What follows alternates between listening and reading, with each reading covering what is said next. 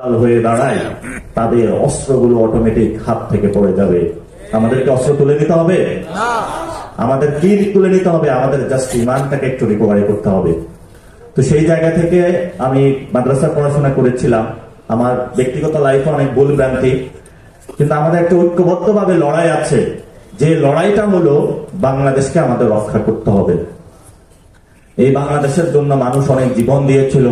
এখানে অনেক পূর্ববর্তী আলেম সাহেব বলেছিলেন 47 কি আমরা জীবন দেই নাই, 52 থেকে আমরা জীবন দেই নাই। উনি কি আকাশ থেকে জুড়ে এসে এখানে বাংলাদেশের মানুষ জীবন দিয়েছিল?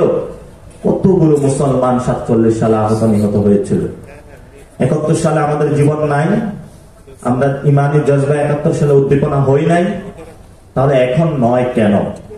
90 সালে আমরা রাজপথে জীবন দেই নাই, 24-এও আমরা একসাথে ঐক্যবদ্ধভাবে জীবন দিয়েছিলাম।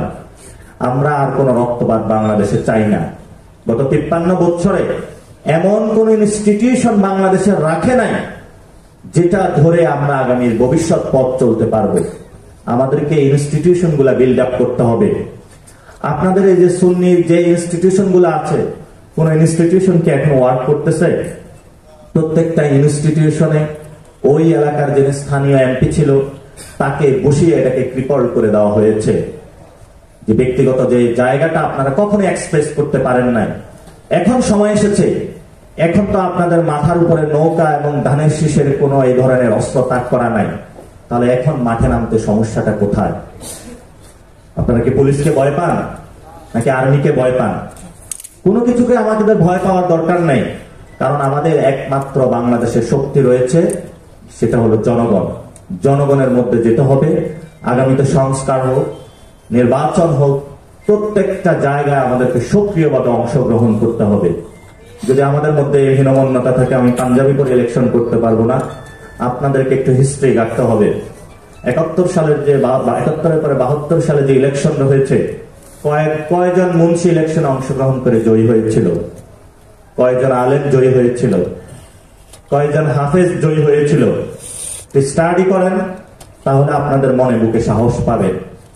কিন্তু আমরা ইলেকশন এবং সংস্কারের মধ্য দিয়ে যে কথাটা আরেকটা বলে থাকি, আমাদের 71 সালে যে সংবিধানটা হয়েছিল, এটা দিল্লির একটি সংবিধান।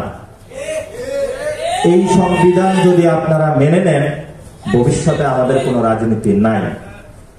এই সংবিধানের মধ্য দিয়ে আমার আপনার যে পরিচয়টা আছে, সেই পরিচয়কে কলুষিত করা হয়েছে। এই সংবিধানের মধ্য দিয়ে এমন একটি আইডিয়া আমাকে ঠেলে দেওয়া হয়েছে, সাউথ এশিয়াতে আমার এখন কোনো পরিচয় নাই। পরিচয় যদি না থাকে, বাঁচার অধিকার আমি কিভাবে পাবো? সময় এসেছে আমাদের এই সুযোগটাকে কাজে লাগাতে হবে। লম্বা কথা হচ্ছে, একটু শেষ করে দিব। আমরা গত 12 বছরে যে চর্চাটা করে আজকে গত 5 তারিখে শেখ হাসিনা বিদায় করতে সক্ষম হয়েছি, আমরা 2টি শব্দ দ্বারা বিদায় করতে সক্ষম হয়েছি। একটি শব্দ হলো দায়, আরেকটি শব্দ হলো দরদ। যেটা আপনারা বলে থাকেন দরদি নবী। নবীর যদি দরদ না থাকতো উম্মতের জন্য, নবী কখনো কি তাহলে ওয়ার্ক করতো? নবী হিলফুল ফুজুল গঠন করেছিল, উম্মতের জন্য কাটার উপরে হলো গিয়ে হলো উম্মতকে সেবা করেছে। যদি নবীর কথা বলে থাকি, দরদি নবী বলে থাকি, তাহলে এখানে যে রাস্তায় বিভিন্ন মানুষ পড়ে থাকে অনাহার, খাবার আকাঙ্ক্ষায়, বিভিন্ন জায়গায় মানুষের সমস্যা হচ্ছে, গভর্নমেন্ট অফিসগুলো কোনো কাজ করতে পারতেছে না, বিভিন্ন জায়গায় সবকিছুকে দোষে করে রাখা হয়েছে। বাংলাদেশের প্রতি যদি আমাদের দরদ থাকে, আমাদের মধ্যে সেই দরদটা কাজ করেছিল। মানুষ কথা বলার অধিকার ছিল না, মানুষকে প্রতিনিয়ত খুন করা হয়েছে, আমরা একসাথে ঐক্যবদ্ধভাবে উঠে দাঁড়িয়েছিলাম।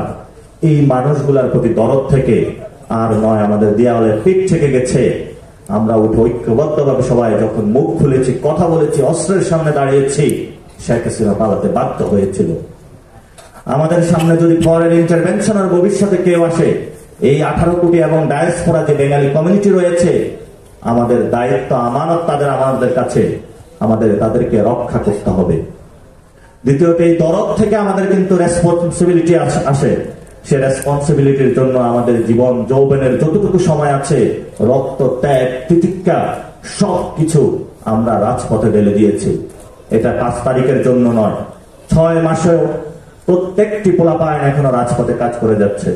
আপনাদের বাচ্চাগুলাকে দেখেন নাই ট্রাফিক ব্যবস্থার কাজ করতে, বাচ্চাগুলাকে দেখেন নাই ডাকাতদের ঠেকিয়ে দিতে।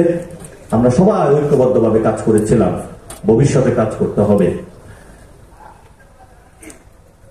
এবং